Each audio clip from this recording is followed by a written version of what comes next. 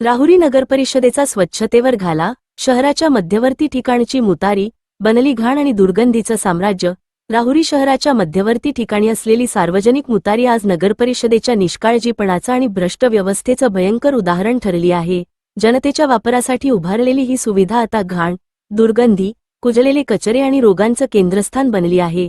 नगरपरिषदेच्या अधिकाऱ्यांनी जणू या ठिकाणी डोळे झाकले आहेत.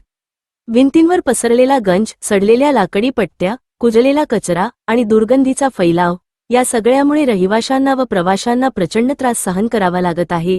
इचका स्वच्छ भारत मोहीम, इचका सुंदर राहुरीची कल्पना, असा संतप्त सवाल नागरिक आता करत आहेत. स्वच्छतेवर लाखो रुपये खर्च झाल्याचे दाखवले जाते, पण प्रत्यक्षात नगरपरिषदेच्या कार्यालयापासून काहीच अंतरावर असलेली ही मुतारी पाहिली की प्रशासनाचा फसवा स्वच्छतेचा ढोंग उघडा पडतो. स्थानिक नागरिकांच्या मते गेल्या अनेक महिन्यांपासून या ठिकाणी कोणतीही स्वच्छता मोहीम राबवली गेलेली नाही.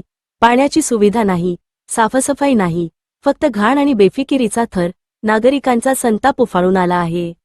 नगरपरिषदेला कर देतो, पण मिळतं काय? दुर्गंधी आणि आजार. या शहरात अधिकारी आहेत की नाहीत?